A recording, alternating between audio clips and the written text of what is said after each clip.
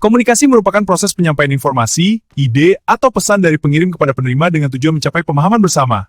Proses komunikasi tidak hanya menggunakan kata-kata, tetapi juga simbol, ekspresi, dan seperti yang kita lihat di buku dan papan tulis ini. Penyuluhan adalah kegiatan yang bertujuan memberikan pengetahuan kepada masyarakat agar terjadi perubahan sikap, keterampilan, dan perilaku menjadi lebih baik. Komunikasi penyuluhan merupakan proses interaksi antara penyuluh dan masyarakat untuk menyampaikan informasi, inovasi, serta nilai-nilai pembangunan. Proses ini berlangsung dua arah melalui dialog dan diskusi sehingga tercipta pemahaman bersama. Komunikasi dalam penyuluhan memiliki fungsi penting dalam menyampaikan informasi secara sistematis kepada masyarakat sasaran. Proses komunikasi tidak hanya sekadar menyampaikan informasi teknis, tetapi juga membantu masyarakat memahami manfaat, risiko, dan cara penerapan suatu inovasi. Komunikasi penyuluhan harus dilakukan dengan beberapa prinsip penting agar pesan dapat diterima dengan baik oleh masyarakat. Prinsip pertama adalah kebutuhan sasaran. Prinsip kedua adalah kesederhanaan pesan adalah kredibilitas penyuluh.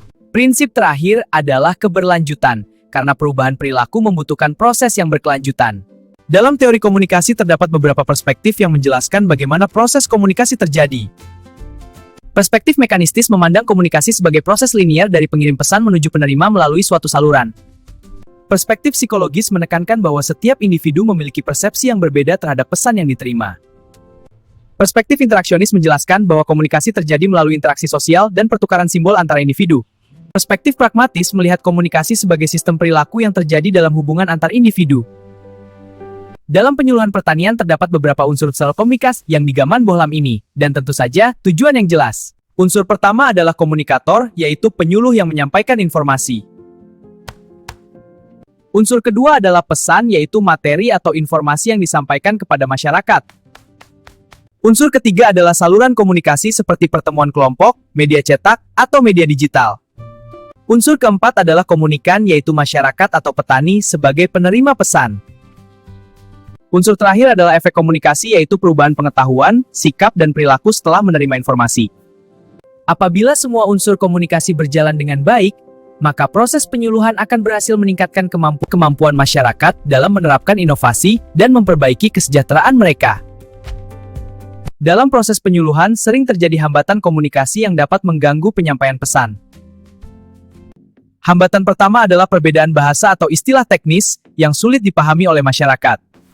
Hambatan kedua adalah perbedaan latar belakang pendidikan, pengalaman, dan budaya antara penyuluh dan masyarakat. Hambatan ketiga adalah kurangnya media komunikasi yang tepat sehingga informasi tidak tersampaikan dengan jelas. Apabila hambatan ini tidak diatasi, maka pesan penyuluhan tidak akan diterima secara optimal oleh masyarakat. Untuk mengatasi hambatan komunikasi dalam penyuluhan, penyuluh harus menggunakan bahasa yang sederhana dan mudah dipahami. Penyuluh juga perlu menggunakan contoh nyata yang sesuai dengan kondisi masyarakat setempat. Selain itu, penyuluhan dapat dilakukan melalui diskusi kelompok agar masyarakat dapat bertanya secara langsung. Penggunaan media visual seperti gambar, video, atau demonstrasi lapangan juga dapat membantu masyarakat memahami informasi dengan lebih jelas. Dalam proses komunikasi penyuluhan, penyuluh memiliki peran penting sebagai komunikator. Seorang penyuluh harus memiliki kemampuan komunikasi yang baik, agar pesan dapat diterima dengan jelas oleh masyarakat. Penyuluh juga harus mampu membangun kepercayaan dengan masyarakat melalui sikap terbuka, jujur, dan menghargai pendapat masyarakat. Kemampuan mendengarkan juga sangat penting karena komunikasi penyuluhan tidak hanya menyampaikan pesan tetapi juga memahami kebutuhan masyarakat. Melalui komunikasi yang efektif, penyuluh dapat menyampaikan informasi dan inovasi kepada masyarakat secara jelas dan mudah dipahami. Proses komunikasi yang baik juga mampu meningkatkan partisipasi masyarakat dalam kegiatan pembangunan. Oleh karena itu, kemampuan komunikasi menjadi keterampilan penting yang harus dimiliki oleh setiap penyuluh. Komunikasi merupakan unsur utama dalam keberhasilan kegiatan penyuluhan. Prinsip-prinsip komunikasi penyuluhan. Komunikasi dalam penyuluhan bukan sekadar penyampaian informasi, melainkan proses pertukaran pesan untuk memengaruhi keputusan adopsi inovasi. Dalam konteks penyuluhan pertanian, komunikasi harus dirancang sistematis, partisipatif, serta mempertimbangkan karakteristik sosial budaya masyarakat sasaran. Prinsip pertama, kebutuhan dan kepentingan sasaran. Komunikasi penyuluhan harus berorientasi pada kebutuhan nyata masyarakat. Materi yang disampaikan harus sesuai dengan permasalahan petani, sehingga pesan memiliki relevansi tinggi. Prinsip ini sejalan dengan teori difusi inovasi Everett, bahwa individu lebih cepat menerima inovasi jika memberikan keuntungan relatif. Prinsip kedua, partisipatif. Penyuluhan bukan proses satu arah, melainkan komunikasi dua arah yang melibatkan partisipasi aktif sasaran. Prinsip partisipatif menekankan dialog, diskusi, dan keterlibatan petani dalam setiap tahap kegiatan penyuluhan. Menurut Livas 2013, komunikasi yang membebaskan adalah komunikasi dialogis yang memungkinkan masyarakat menjadi subjek, bukan objek pembangunan. Prinsip ketiga, kesederhanaan dan kejelasan pesan. Pesan penyuluhan harus disampaikan dengan bahasa yang sederhana, mudah dipahami. Pesan harus sesuai tingkat pendidikan sasaran. Penggunaan istilah teknis yang rumit dapat menghambat pemahaman. Prinsip keempat, keteladanan dan kredibilitas. Kredibilitas penyuluh sangat menentukan keberhasilan komunikasi.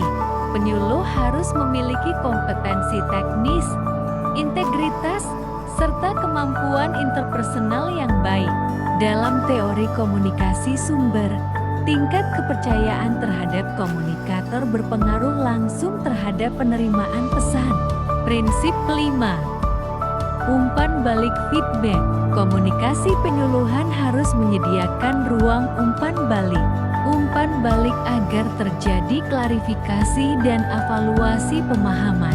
Ini memungkinkan penyuluh mengetahui sejauh mana pesan dipahami dan diterapkan.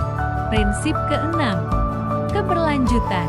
Penyuluhan harus dilakukan secara berkesinambungan, tidak bersifat insidental. Proses perubahan perilaku memerlukan waktu dan pendampingan terus-menerus. Studi menunjukkan bahwa intensitas pertemuan dan kesinambungan pendampingan berpengaruh signifikan terhadap tingkat adopsi inovasi pertanian. Macam jenis perspektif komunikasi 1. Pandangan perspektif mekanistis, yaitu setiap komponen mentransformasikan fungsinya masing dalam suatu garis linear dalam gerakan yang sekuensial. Proses komunikasi dapat dipandang sebagai suatu serial dari rangkaian pelbagai objek yang bersifat sebab akibat.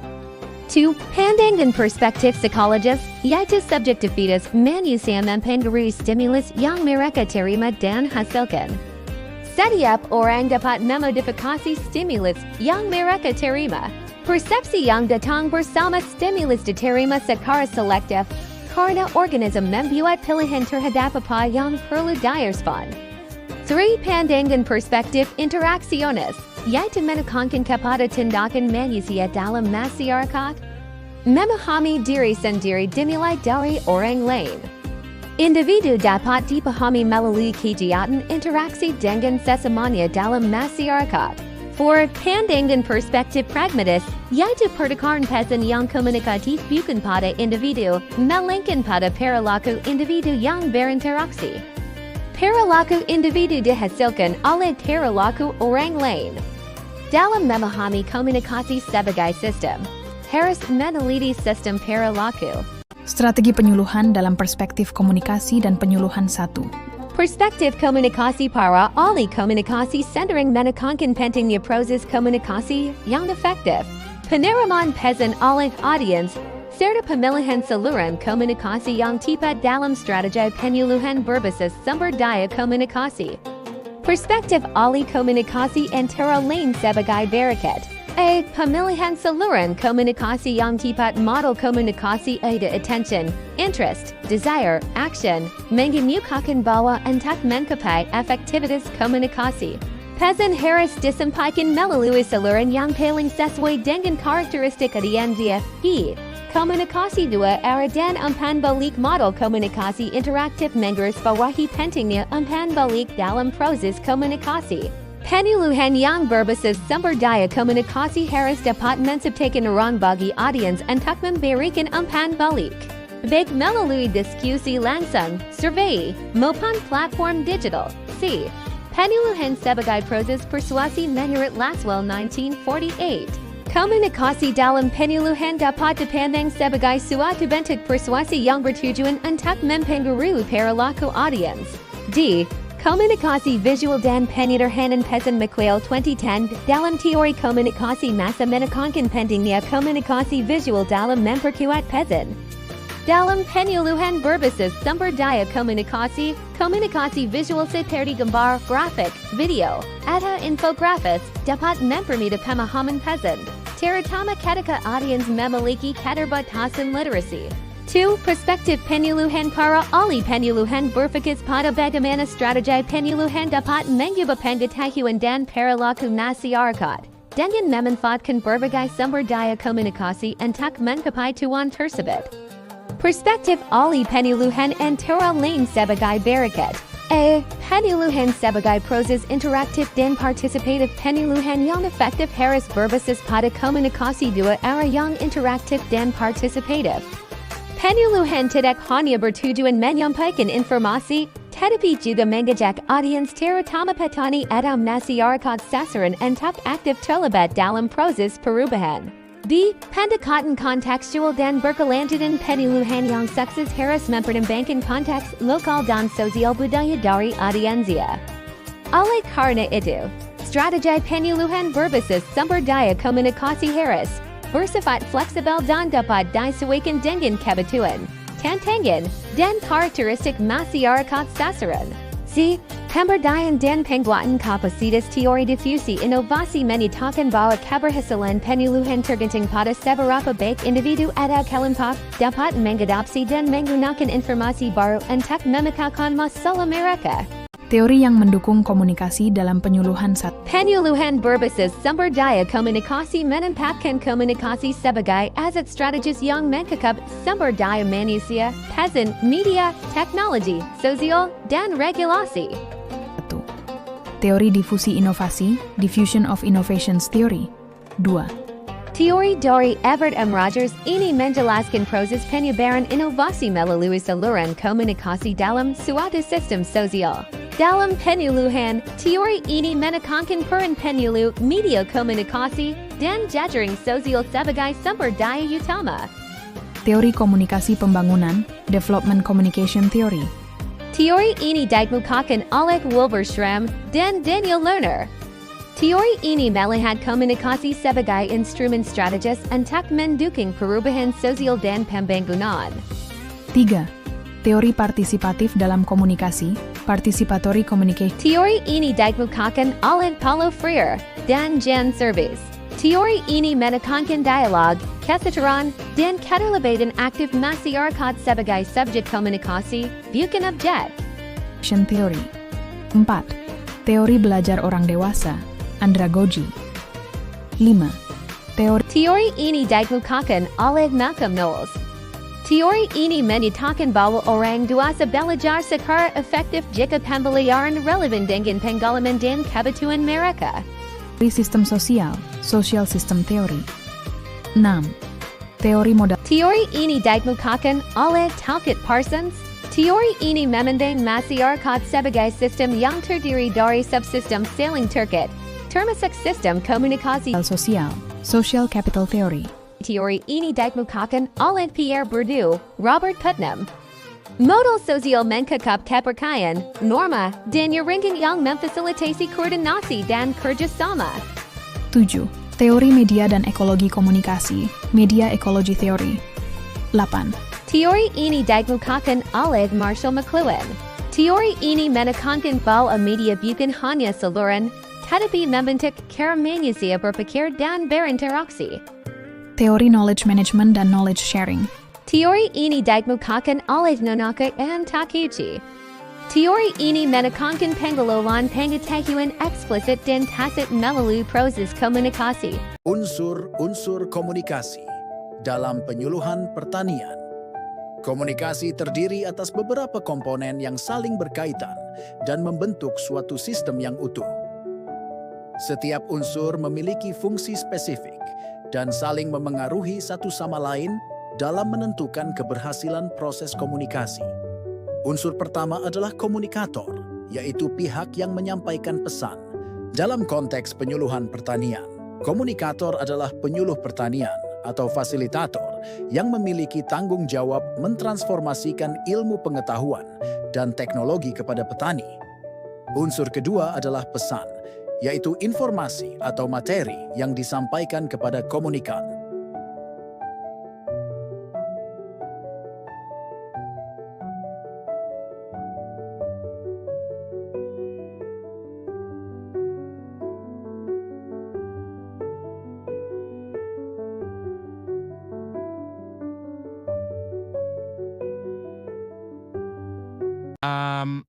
Kesimpulan komunikasi penyuluhan adalah proses interaksi dua arah yang terencana untuk menyampaikan informasi dan inovasi guna mendorong perubahan pengetahuan, sikap, dan perilaku masyarakat. Keberhasilannya bergantung pada prinsip partisipatif, kesesuaian dengan kebutuhan sasaran, penggunaan media dan bahasa yang tepat, serta dukungan berbagai teori komunikasi yang menekankan pemberdayaan dan keberlanjutan dalam meningkatkan kemandirian masyarakat, khususnya di bidang pertanian